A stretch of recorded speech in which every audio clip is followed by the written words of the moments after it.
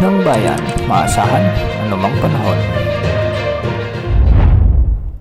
Magandang araw po sa ating lahat. Narito na ang update sa lagay ng ating panahon ngayon at sa magiging lagay ng ating panahon sa susunod na 24 oras. Sa kasalukuyan ay nalusaw na ang binabantayan nating LPA sa silangan ng Mindanao nitong mga nakaraang araw. At sa ngayon, ang dominanting weather system na lang na nakakaapekto sa buong bansa ay ang easterlies. Dahil nga sa easterlies ay makikita natin sa ating satellite animations na may mga malawakang pag-ulan sa bahagi ng Bicol region, sa may Eastern Visayas at Caraga region. Pinag-iingat natin ang ating mga kababayan dito dahil bukod sa makakaranas ng maulap na papawirin at may mga pag-ulan at thunderstorms ay posible rin ang banta ng mga bagpaha o pagguho ng lupa, lalo na kung may mga katamtaman hanggang sa malalakas na pag-ulan.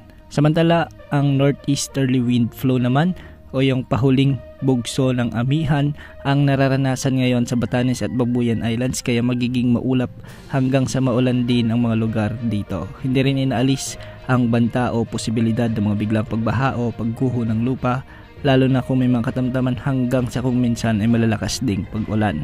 Sa Metro Manila, sa nalalabing bahagi ng Luzon, sa nalalabing bahagi ng Visayas at Mindanao ay easterlies din ang magdudulot ng malinsangang panahon, kaya maraming kababayan natin ang nakakaranas ng mga mainit na panahon at magiging bagyang maulap hanggang sa maulap din ng mga papawirin na may mga isolated rain showers and thunderstorms. Posible pa rin ang banta ng mga biglang pagbaha o pagguho ng lupa, lalo na kung may mga umiiral na severe thunderstorms. Para naman sa lagay ng mga dagat baybayin, ang mga pag-alon sa extreme northern Luzon ay posibleng umabot hanggang 3.4 meters at sa nalalabing baybayin ng bansa ay posibleng umabot ang mga pag-alon hanggang 2.5 meters.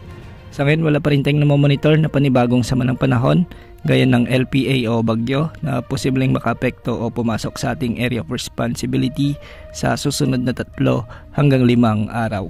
Yan ang update sa lagay ng panahon. Ito pong weather update ng bayan, maasahan anumang panahon.